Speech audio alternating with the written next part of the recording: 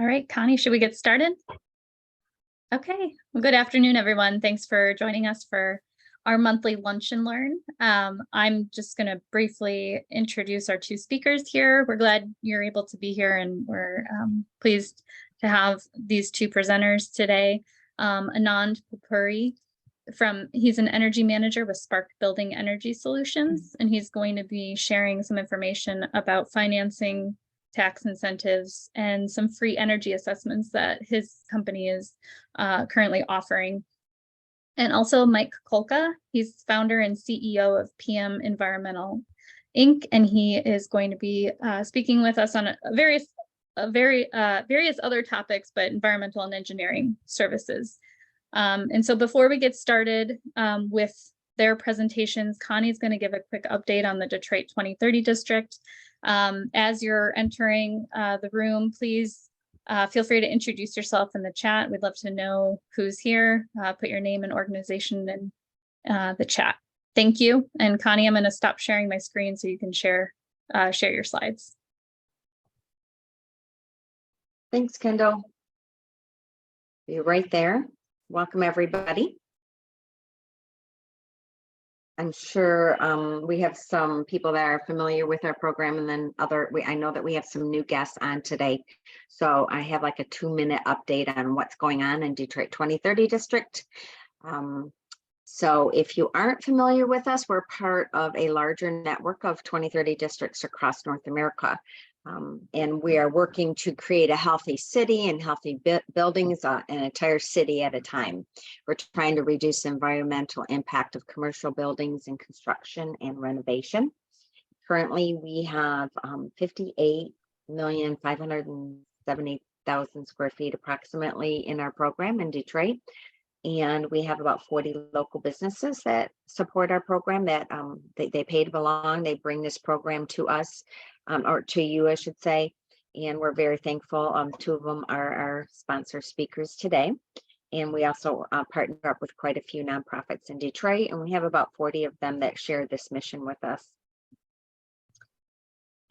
Here is a list of all of the other districts. We actually have 23, so I apologize. I need to fix this slide, but we're really proud to have 3 districts in Michigan: Detroit, Grand Rapids, and Ann Arbor. And many of you know what our mission is. We actually go beyond this mission, but we're basically tracking data with energy and water within our member buildings and trying to reduce them by 50% by 2030 from the starting baseline. And we're also working to reduce transportation emissions to and from our buildings. And this all stems from the 2030 Architecture Challenge that Ed Mesria started many, many years ago to challenge architects to build buildings better and renovate them better. Although we are setting goals for 2030, the network itself is obviously going to go way beyond that because we're a lot closer than it's not that far away now. So we're actually 2030 and beyond is going to be our new name. We have 3 member types: property owners and managers. It's free for them to belong, although there are some extra services that they can pay for if they need it and want it. We have businesses that pay to belong, and then community stakeholders are free. We have 3 best practice groups that are pretty active. It's really good programs if you manage any of these building types. We have a museum group that actually went national, and we have a venue group here in Detroit and a house of worship group. So if you want any information, let us know. We work really closely with DTE to try to help our members be able to see and manage and track their energy usage. And so we started this pilot about a year and a half ago with DTE and Ann Arbor and Detroit 2030, where our members are able to use the DTE hub. This has been a game changer for many of our members, and we have a lot of buildings that are in this program here. So all of their data will go directly from DTE to Energy Star Portfolio Manager, and you no longer have to type it in by hand anymore. So it's a great tool. We also have individualized member dashboard if you're interested in understanding how your building is doing against other buildings in Detroit, what incentives are available and good for for your building type, among other things, let us know and we can hook you up with your free dashboard. This is done with DTE and a company called Buildy. And Kendall does a lot of this work. If you have any questions, she does work individually with our building members to help them start their Energy Star Portfolio Manager account. It's a lot of work, and she helps to get them into the Detroit Energy Challenge program, and as well as Michigan Battle of the Buildings. And we also work with a platform called Beam to help us measure our district-wide metrics, which we hope to be reporting on here soon. It's all anonymous, so building members do share their data with us if they want to, and it helps us just measure how our buildings are doing and hopefully report on reductions. Last summer, this was our first place winner for the Detroit Energy Challenge. We had a fun event there, so if you follow us on the newsletters, you'll get information on these types of events. This was a multifamily which Kathy McKeno and Shelbourne Development did, and renovated this building. Is now Beach Club Detroit. It's a phenomenal place to go. If you haven't ever been there, you could stop by. We also have a great house of worship organization, and this is a special program. If you know of a house of worship in Detroit, we have about 22 or 23 in the program. Let me know if you want any more information. And save the date for our awards breakfast. This is our second annual awards breakfast, June 15th. In the morning, it will be at the IBEW Net Zero Energy Center. This is our board of directors. I'm going to skip through that because we've had some changes and I haven't really fixed that just yet. This is most of our professional stakeholders. I'm happy to have them here, and these are the people that really work with us to bring this program to our members. And then lastly, how do you get involved? You can put a building into the program, you can become an event sponsor, or you can be a professional stakeholder or a volunteer. So you can follow us on social media. Getting our newsletter is really the best way to make sure you get all the correct invites. So that's it for me, and I'm going to stop sharing. I'm going to let Kendall take over. Thank you, Connie. And actually, I already introduced Mike Kulka. Mike, if you want to go ahead and share your slides and we can get started with your presentation. Thanks. Am I live? You see my screen? Yeah, it looks great. Okay. And if anyone has questions, feel free to put them in the chat. I'll be monitoring them and we can ask them at the end of Mike's presentation. Great. Well, thanks. I appreciate the opportunity to present to the group. I've known Connie for many years, and I've been in and out of Detroit 2030 district, and I'm really kind of all in, and I'm trying to send out to the marketplace the application of Michigan brownfield and economic incentives related to green initiatives. At any given time, we're working on between 60 and 70 potential redevelopment projects where we're procuring incentives, and over 50% of those, the client doesn't even know that this is even available to them. So the reason I do a lot of outreach to people like stakeholders like are on this call is to make people aware, because what they don't know, they could be leaving a lot of money on the table, and it can help you better promote your product if you can show it can somehow be funded through brownfield tax increment financing, which I will discuss. For some reason I'm not advancing. All right, there we go. Okay, so this is me. I've been doing this for 33 years, and I really focus on large transformational type projects that really make an impact to the community. Most of what we do is brownfield redevelopment, and which in itself to me is sustainable because you're reusing existing infrastructure. Pretty simple. So I'm going to give a quick overview on just environmental 101. So we typically get involved with a project and we do a phase 1 environmental site assessment. It's primarily history of the site to see if you would expect it to be contaminated. We determine if there's any concerns. And if there's concerns, we go to a phase 2. A phase 2 is the physical collection of soil and groundwater or vapor samples. We compare that to an applicable criteria. If everything's good, then you have a clean phase 2. If it's contaminated in Michigan, you can do a baseline environmental assessment, which allows you to have an exemption from liability.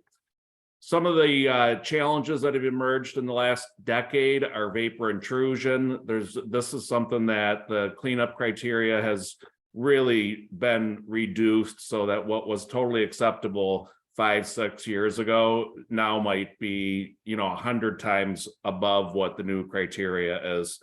So we have to oftentimes design vapor mitigation systems to address this so that the indoor air quality is not compromised by the contaminants beneath the building. So that's all kind of, day to day in our world. So we get to this point, how do I solve this problem? A large industrial building, a system like this can cost $8 to $10 a square foot. So multiply that times 100,000 square feet, it's a pretty big number. So this is why I like to really push brownfield incentives, because if you don't have them, a lot of projects just can't happen because the costs are too significant to deal with these environmental issues that, it kind of defeats the purpose. I'll just go out to a greenfield and build a brand new property. So some of the tools that are available, there's EPA site assessment grants, and I've listed the counties here that have funds or are applying for funds. Oakland County has 150,000 remaining. Macomb and Wayne and Lenawee County and Bay City have all applied. We'll find out in May if they're awarded. And these subsidize the cost of a phase 1, phase 2, asbestos survey, lead-based paint, all things that we need to look at, and all important things for having a green building. So it's non-recourse. They'll pay up to 100% for a phase 1 and half of a phase 2. So this is it's intended to incentivize someone to go after a property and not be afraid of the environmental and spend all this money and find out it's too contaminated. And it works pretty well.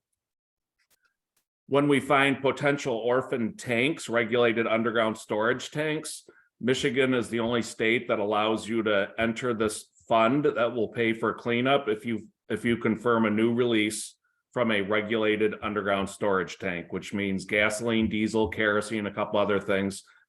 It does not include a fuel oil tank to heat a building, unfortunately. But if you do find contamination, there's some paperwork you go through. There's a $2,000 deductible, and it will pay up to $1 million cleanup. And this was established in 2015. There's been, what do we have here? 670 claims made, and it's very well funded. We're managing 140 plus projects in this program, and don't just think gas station. I mean, we've found tanks all over the place, country clubs, golf courses, marinas, DPWs at municipalities, and this is another one, 50% of the people I deal with have no idea this exists. There's also a number of funding options to deal with legacy environmental issues through EAGLE. I'm not going to go into all of these because they're not necessarily environmentally focused. There's the Renew Michigan Fund, which is $69 million per year that goes towards a number of reuse brownfield properties that must be applied for by a local unit of government or a brownfield authority. And then here's where we get to some of the new things in the energy space. So EAGLE has these grant programs, direct match for charging stations. And then there's assistance for community energy management. This is something where a community or a nonprofit might want to, no, this one's not nonprofit, accelerate the implementation of their energy efficiency. So it's a good source of funding that if you're trying to work with someone to embrace energy efficiency, you can show them like, here's some help that might offset those costs. We all know governments are, looking for every dollar they can while trying to maintain having some ESG goals. There's a small manufacturers grant funding up to $25,000, 50% match. So this is something if you're working with a small business and you got them halfway across the finish line and it's just too much money, maybe say, hey, let's apply for this grant. Deadline is May 31st, 2023. These are all relatively new. And then there's one for agricultural and rural businesses. And this one is for the 5013s. This is for community efforts to educate the marketplace on energy efficiency. So there's a lot of good things out there, and it's up to us all in this space to help promote these and make people aware of them. So back to traditional brownfield, a lot of people think that you have to be contaminated to qualify for brownfield. That is one way to qualify, but you can also be functionally obsolete, blighted, historic, or in a land bank or adjacent to one of those categories. So functionally obsolete is a pretty broad term. An old school, it's just functionally obsolete with technology. So a lot of our larger projects were not even contaminated. We qualified by being blighted or functionally obsolete or historic. And that opened the door for the incentives. So this is how it actually works. Your, brownfield tax increment financing allows you to capture all the new taxable value from your development. So if you have a large industrial building and you're doing 2 million in improvements, it's a new green roof, green windows, that's not really necessarily going to increase your taxable value, nor do you want it to. So that's where it might not apply. But when you're doing a 50,000 square foot building, adding another 100,000 feet, there's a big increment. All that new value is going to create new property taxes. And anywhere in the state, if the local community supports it, it'll allow you to get reimbursed for all environmental due diligence expenses, brownfield plan prep, anything to do with vapor barriers, vapor mitigation, underground storage tank removal, lead and asbestos surveys, and abatement, and demolition. That's a pretty, demolition can be a pretty big ticket item, even if it's partial demolition.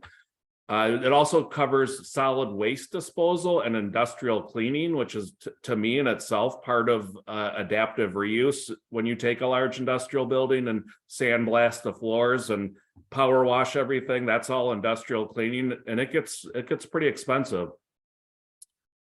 And then there's core communities. So there's 148 established core communities that were last updated in 2021. I listed some of the common ones down below. They're usually more of your urban kind of industrial type cities. It's not gonna be a Brighton. It's not gonna be a I'm trying to think of other ones, but I'll send a list of all the communities. And they recently added, if you're not in a core community, it's in the land bank, or it's a landfill larger than 15 acres, they can meet this criteria. What that means is you can also get reimbursed for a number of non-environmental expenses. This is the list, and I can send this as well. It's a 3-page Excel spreadsheet. These are all non-environmental expenses, and you'll see if you look at it, they're expenses any developer would incur if they are on, farmland in Macomb Township. So it can be a very powerful tool. And so what I did is I then looked at all of those categories and how much of it can we relate to sustainability or green? And I kind of came up with these different components that relate with walkability, sustainability, improving your stormwater management, bike paths, sidewalk improvements, temporary erosion controls. There's just a lot of these things that I think you could fall into that category. The Whitmer administration is very much, they're one of the E's in EAGLE, which used to be DEQ. So they're very focused on energy efficiency. We were hoping they would include more of these expenses, solar panels and wind turbines as part of the amendments. The recent amendments did not include that, but they did include a lot of dollars towards affordable housing. So there's a lot of focus on affordable housing, which I think everybody is aware of. Then there's a Michigan Community Revitalization Program. This can be a loan or a grant up to $1.5 million. And it's typically going to be in a mixed use area, but it can apply to all different types of uses. And then this is just an example of a project we did in Birmingham. This was a vacant lot on Old North Woodward that's next to a dry cleaner. It was contaminated. The city, when I presented this to city council, they had over 100 developers over 20 years look at this, and none of them could make it work because of the environmental issues. So we came in and looked at using brownfield incentives to offset those costs. We had a plan approved for 2.6 million to recover all the costs for contaminated soil removal, vapor barriers, and a number of other items to make this successful development, which it was, and is currently, I think, at 100% occupancy at rental rates I could never afford. And this is kind of how the math works. So the developer was eligible for 2.65 million, and that the pre-tax value of that vacant lot was 322,000. The post-development value was 5.1 million. So that green bar created $206,000 of recoverable property taxes through the brownfield plan. So you can see here, the city limited this to 10 years. So they weren't able to get their full 2.65 back. So they got 2.06, but that's not bad. In reality, what happened on this, I've used this example several times, is the end value ended up being significantly higher than what we had forecast. And that was by design by the city. They didn't want to shoot for the stars and then have it not perform. So this developer got paid back the full amount, or is about to, it's close to near the end, in less than that 10 years. I think it's going to be in 7. So it's a very powerful tool. And then this is another one we did in a core community. So this was not a core community. Being in a core community, I can now get all those site prep costs included. So this is an old industrial site about a quarter mile from Lake Michigan in Grand Haven that is now very large multifamily mixed use. And that was around 10 million in different types of incentives from brownfield grants, CRP. This was a old industrial site that is in Plymouth that Pulte Homes didn't want to tackle. And we talked to them about the application of these incentives to offset the cost. And they ended up doing this development, and we procured about $4 million to deal with the environmental issues. Every one of these units has a engineered vapor barrier, and then everyone that buys it gets a disclosure saying the site is built on an old contaminated site. There was a lot of concern about stigma, and they couldn't sell these as quick as they had the last brick up and the last shingle on the roof. That's the before. I got to get this thing straight. Lansing Capital City Market. This is the new concept that Meyer's doing, the smaller footprint. You have Detroit Rivertown as another example. This site had a whole mixed use. It's a core community, and this was about 10 million in incentives.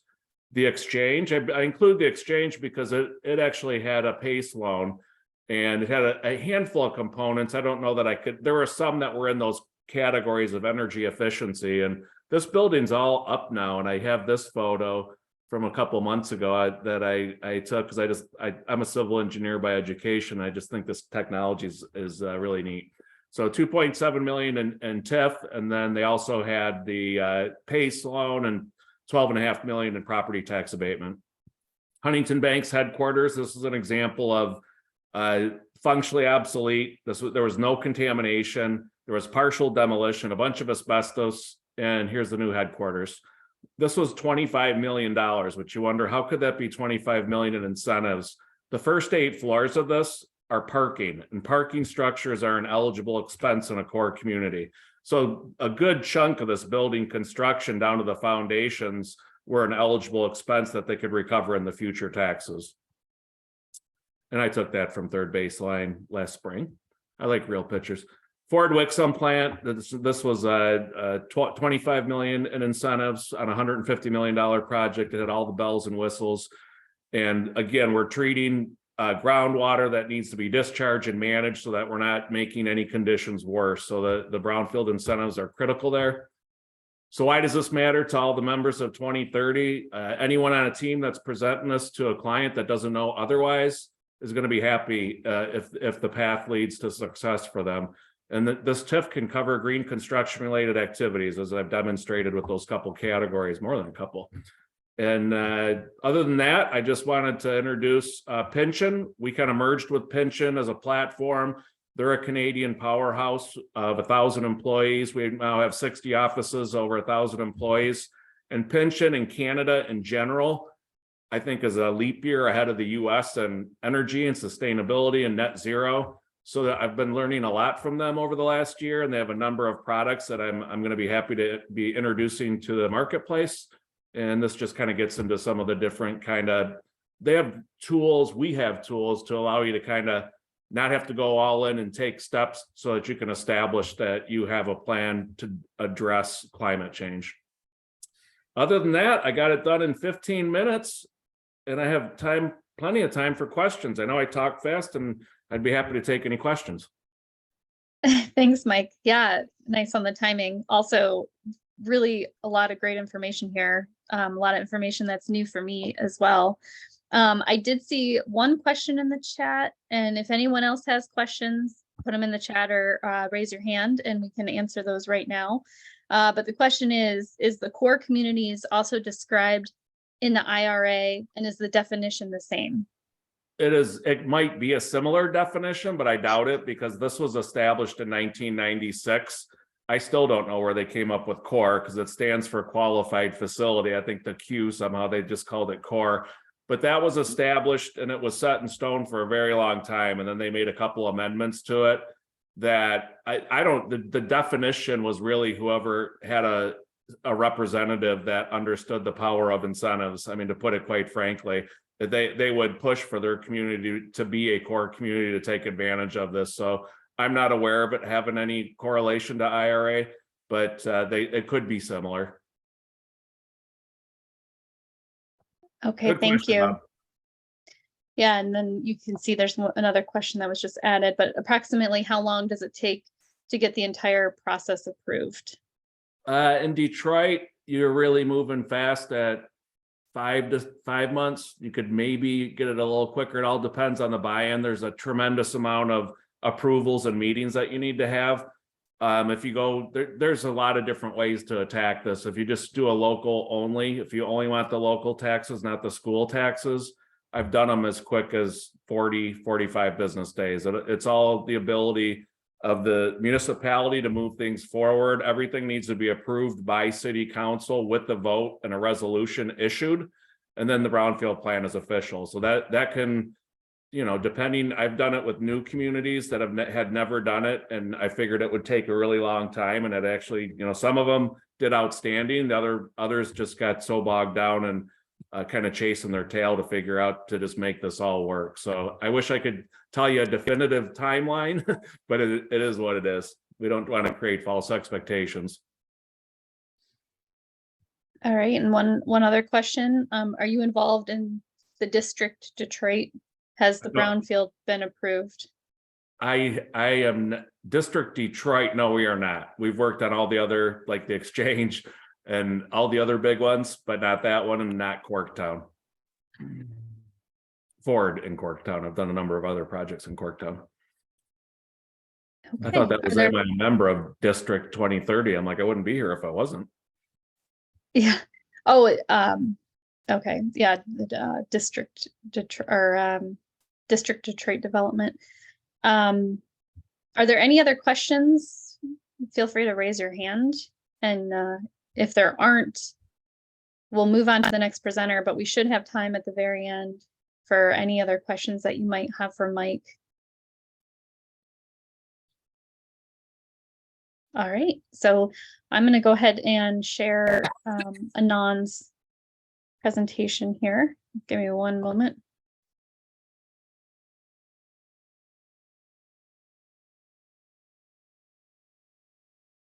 Sorry, Anand, I didn't have it ready to go here. Okay.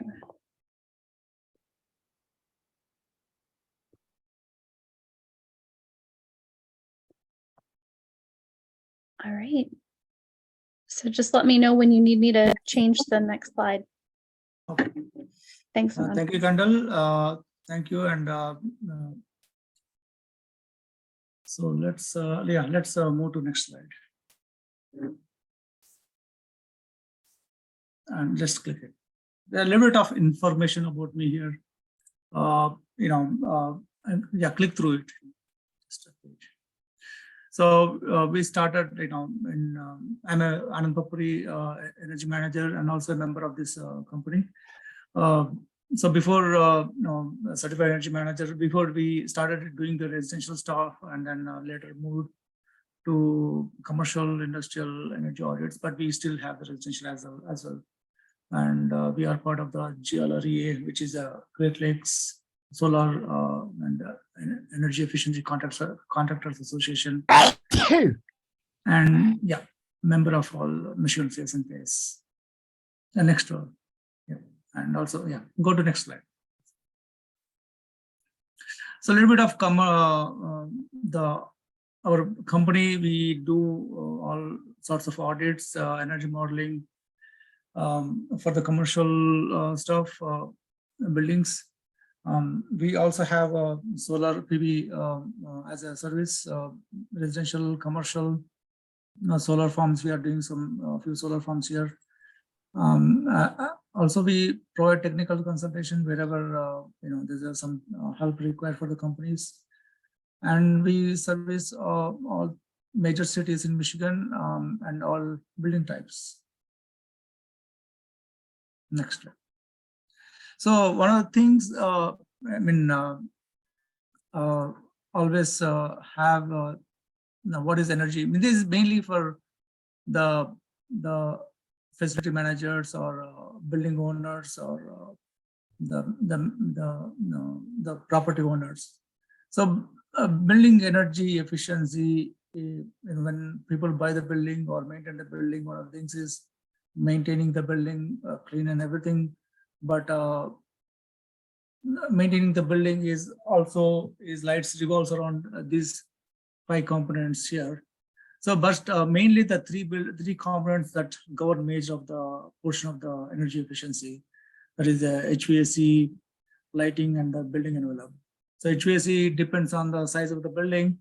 It can be simple as few rooftop units to if you take the university central plant and supplying to the different buildings, so very complicated. Next is the lighting. Lighting has this evolved last 10 years from incandescent to fluorescent to LEDs, and still LED. Still there are a lot of even if LED replacement happened, a lot of lighting controls like network lighting controls that help significantly adjusting the lighting loads and switching on, switching off automatically. And the third one is the building envelope. We see the doors, windows, roof. We familiarize with all this stuff, but the insulation, roof, and the walls. That is also major component that significantly affects the human comfort, humidity through different tools like right now thermal imaging, or I think even the requirement is coming sooner is a air leakage test. I think that is coming in the next standard. I think ASHRAE standard. So air leakage is also one of the significant factor for the buildings which have to open, close most of the time. That are also major component.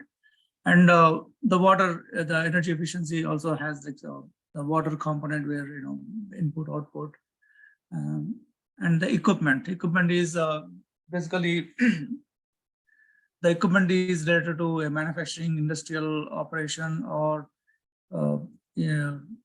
that has a process or a lot of equipments, or simple as a printing press, they have a lot of printing. So the equipment efficiency, maintaining those equipment and going through the submetering or understanding those equipment, how can efficiently operate and shut down when not really used. So those are the different simple steps can save a lot of energy. Simple as we can relate to our computers, right? It can go to sleep mode after 10 seconds, or our cell phones, they go to sleep mode in 5 seconds. So equipment efficiency is a major component that most of the time we ignore. And the lastly is very important is health, safety, and comfort. So having indoor air quality monitors, making sure everything is humidity. Some facilities like for example, Detroit Institute of Art. So there's a lot of picture painting. So humidity is important for the pictures.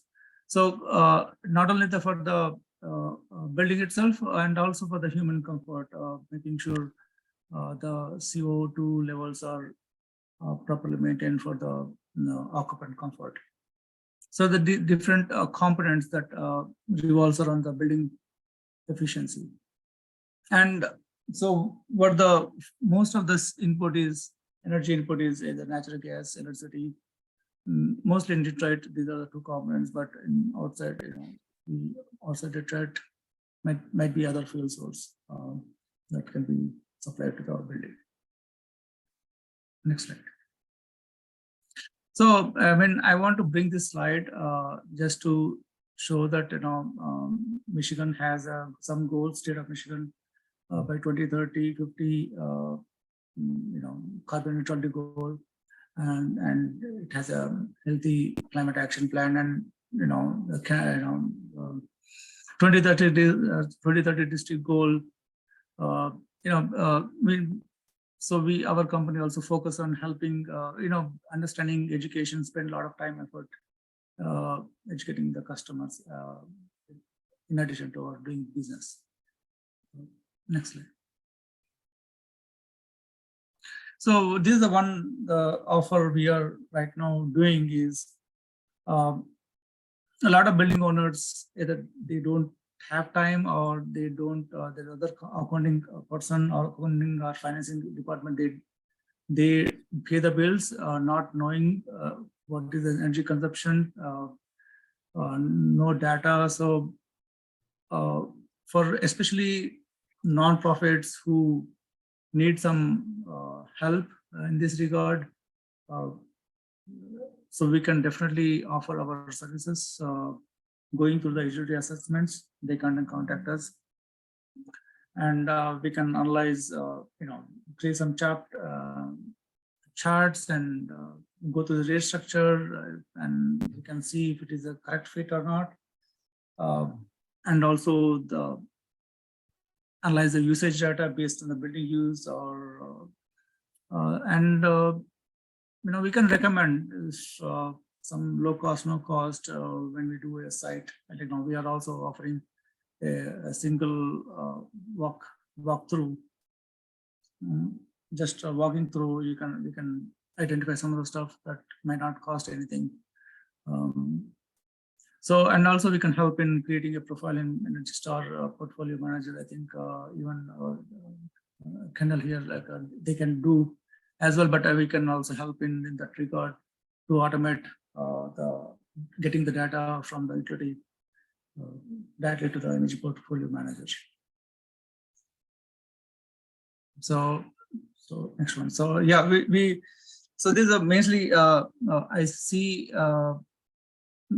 the members, professional stakeholders, or property owners. I think one of the things we should talk more. Sometimes the clients, we meet several clients in our daily, in our contacts, actually mutually submitting or recommending some people, in the network itself can help a lot. So for the people who are for non-profits who go through this utility assessment, free assessment, for the property owner, it's education. It's a lot of education. Just going through the basic usage data, and also the what can be is important is saving energy. Saving energy is ultimately affects the bottom line, and also how much the impact on environment as well. So since we are in Michigan, northern climate, by 6 months cold, we are using a lot of heat to maintain the comfort in the buildings. So how to optimize those things, we can even suggest for through education and all those stuff. And there are tax incentives for section 179D. It has in 2020 for this IRA, it has increased a lot. It was $1.80 per square foot for all 3 components, which is heating, cooling, lighting, and building envelope. Now it is to $1.88, and it can go up to $5, but there are a lot of requirements for 2023 or beyond. If this tax credit has to be taken by the the building owner or the designer, so they have to use some apprentice requirements and other IRS requirements. Investment tax credit for solar, battery, and other renewables from 2023 onwards. battery is eligible, standalone battery is eligible for 30%, and solar. Before 2023, it was only solar in conjunction with battery, and that is a 30%. Now, standalone batteries are eligible, and one of the things is in the utility, the grid is changing a lot from central generation to a distributed generation, more microgrids. So a lot of customers, a lot of people, a lot of customers are putting the batteries to offset the demand charge, or also sometimes it's a instead of generator, they can use the battery as well. Battery is very interactive. Then generator, we can put to use at night every day. And other renewable sources like geothermal, and they have grids as well. So 50% I have, 30% we hear a lot, but 50% is when that equipment is made in USA, all manufactured, all the raw materials gathered locally. So there's some formula, requirement where if all the raw materials procured here are processed here, and the final product is from here, it can go up to 50% tax credit. So tax credit, and then for the businesses, and tax credit as well as the depreciation can offset up to 45 to 50%. So we can educate all that for our customers, and we can also help put together a strategy. If there is no strategy, 2-year, 5-year, 10-year goal to become net zero for that customer. And the technologies are changing fast. There are a lot of technologies coming up in the industry, changing, and sometimes technologies are compatible, some are not compatible, very difficult sometimes. So there's a lot of security requirements going on, cyber security. So we can also help in those aspects as well. For example, simple as for a school, especially schools or big, large buildings, scattered buildings, utility has a demand response programs where these, especially the school buildings, or some buildings can take use of it. Demand response is basically utility has a smart meter, and then there are some alerts where, especially in the summer peak season, they want to control the on and off, or they'll give some alert to the property manager, so they can turn off the system within some 10 minutes or 15 minutes. So and utility will give, can compensate for that amount of time, or even just participating in these programs. So the members can explore these options as well. The financing, PS is very familiar. Michigan is familiar. Michigan Sales is very familiar. Other is third-party tax equity investments. So for example, a lot of institution investors or corporations. So they have a lot of tax liability, or so they can invest in these building stock and take the, especially energy efficiency solar installs. They can take all these tax incentives, tax credits by investing in the non-profits or any other, even a commercial building. One of the, if we see a lot of property owners, the first thing is how to put this investment. For example, an office building is there, and they don't want to spend under what are the amount, $100,000 or $500,000. So in this case, third-party tax equity investor can put in on the roof, do the energy upgrades, and the savings can be taken by the investor, and all the if it is putting in solar, you can take all the benefits. So it's very advantageous for the tax equity investor, because now is a good time. This market is going down, and there's other option for corporation or investor who wants to take a peek into it and get that tax savings in his belt, and then also passive income flow for a period of time.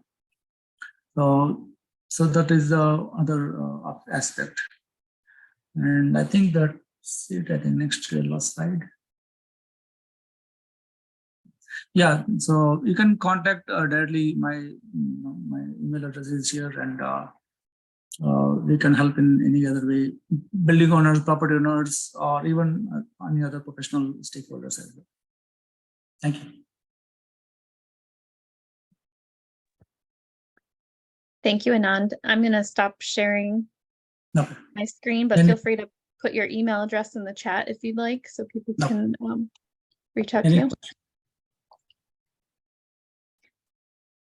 I heard somebody talking, but we had a couple of questions in the chat, and let me make sure I captured all of them. So the first one, Anand, are you guys working with the Spark Fund? Not yet. No. I'm not familiar with the Spark Fund. I don't know if other people are.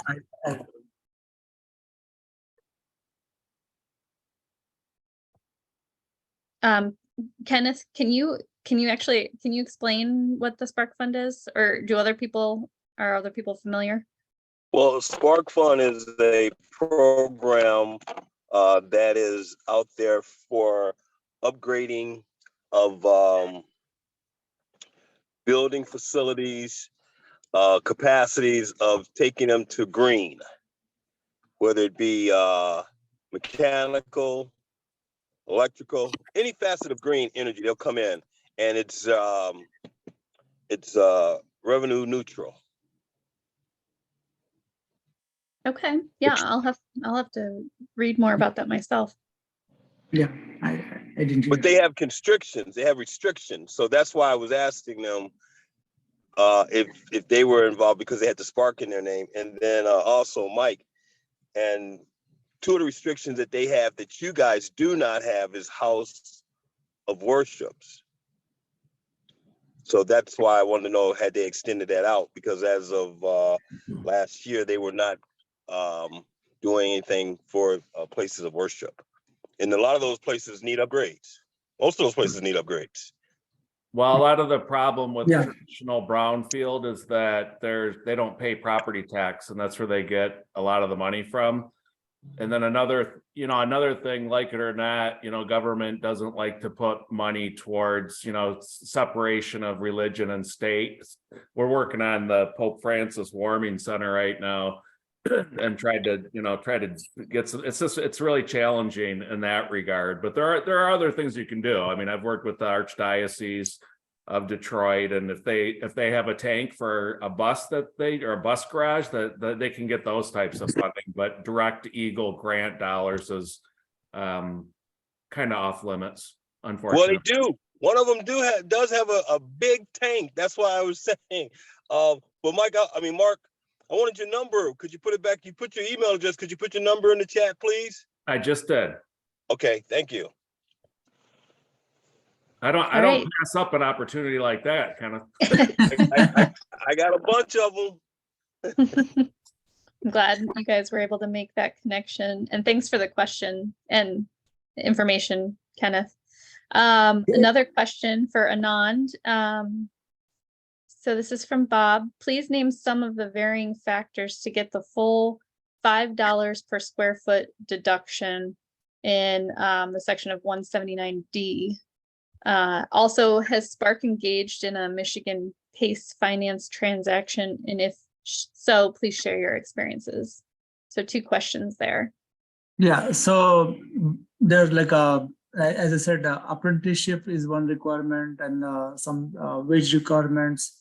So those are 2 things I think I remember. But apprenticeship, they want to promote a lot of new entries. So apprentice requirements, wage requirements, there are two things I remember, but I had to explore those other things, but we didn't do the new ones yet.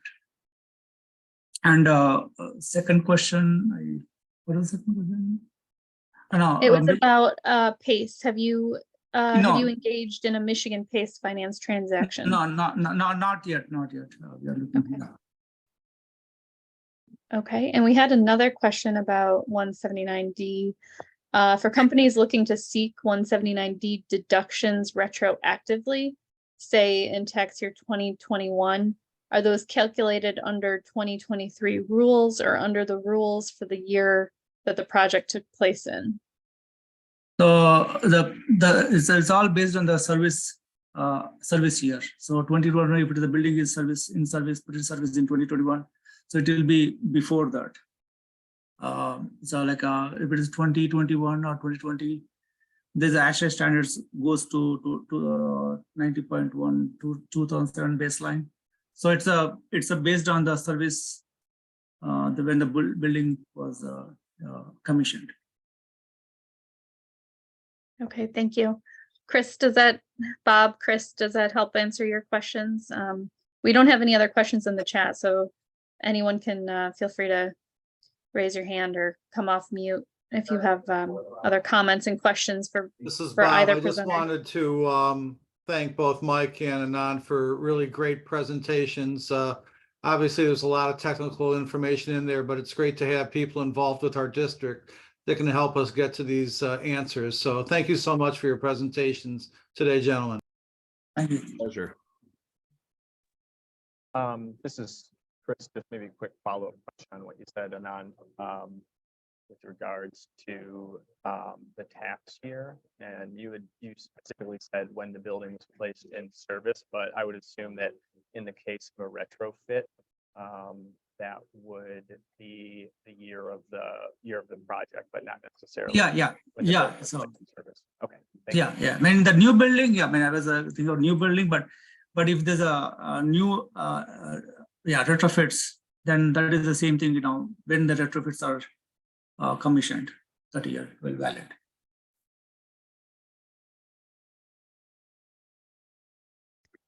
Any other questions from the group? Or anything else that Mike or Anand that you'd like to share with the group? We've got about 3 or 4 minutes left, but we can certainly close the meeting early if there's no other questions or comments. Well, I guess I will add, if I have the time, as much as I don't try to make my presentation too promotional, it is a very powerful tool. So, kind of feel free to call me.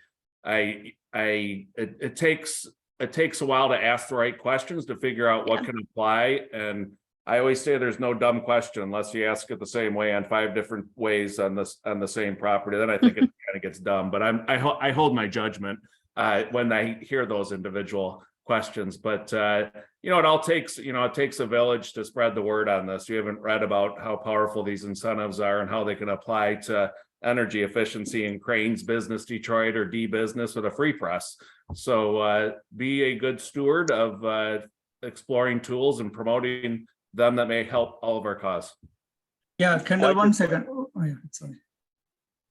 Mike, if I could chime in there, I'll be in Long Beach next week for AEE, the West Conference. And when I get back, I'm going to reach out to you guys because we're looking at an AEE chapter here in Detroit. Oh, cool. I'd welcome it. I used to have in Long Beach years ago. So one more, Kendall, I want to add is, I think this IRA has additional powerful one for nonprofits, especially on the solar side, which is a direct pay program. Before that, it was not eligible, like nonprofits are not eligible to get any tax benefit.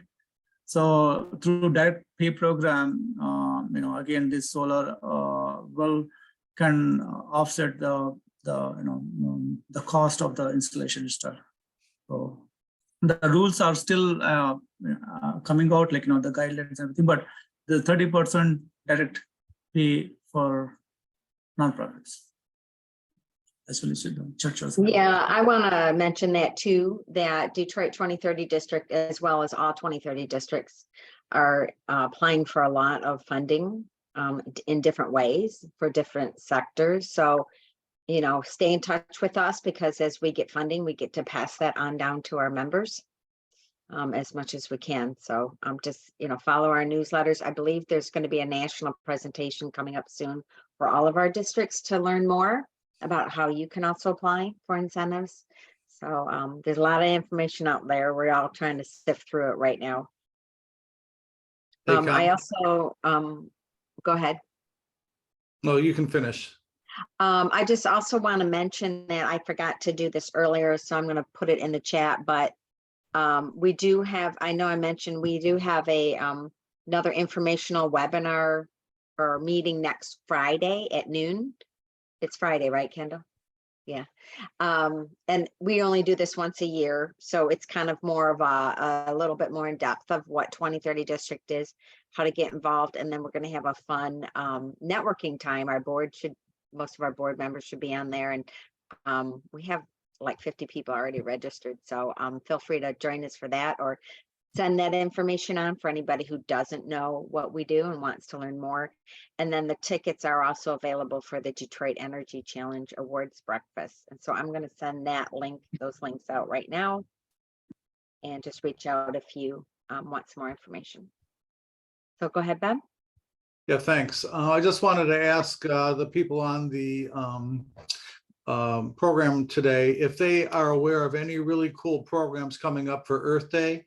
I'd like to know about it. I'm involved with the Oakland County Bar Association, and the Real Estate Committee would like to get involved in a Earth Day event. So if anyone's aware of something really cool, please reach out to me, and I'd really appreciate some interesting advice from some of the members if they know what's going on in our community. Thank you.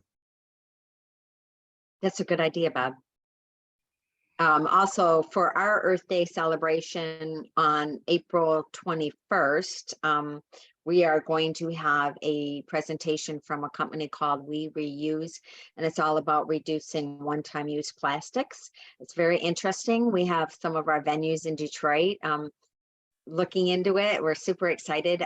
We know that they participate in other initiatives across the country, and we're trying to get Detroit to just kind of learn a little bit more about what does it mean to use less plastic for venues and places of where it's a closed loop system, like say at universities, where you can, instead of buying plastic and then selling just and throwing it out and recycling it or going to landfill, you can purchase these reused materials, cups and plates, and we're going to talk about the benefit of that and some of the struggles to getting it started in some cities. There's a company in New York City right now called Redish that is working with many different businesses, and they will be on a panel to talk about how it's going. So it's a new topic. We hope some of you will join us. It's interesting. It's a good way to reduce some emissions and reduce landfill from any of the businesses or companies that want to, try something like this. Anything else, Kendall? I think we're just a little bit past. No, I think that's all. I will send out a recording from today's presentation, so you should receive that, if not by today, early next week. So look for that from me. And thank you all for your participation, and thank you, Mike and Anand, for your presentations today. Have a great Thank you. weekend. Happy spring. Thank you. Thank you. And, Bye, also everyone. don't forget, this will be on our YouTube page. Thank you. All right, thank you. Bye. Do you want to stay on, Kendall? Have a good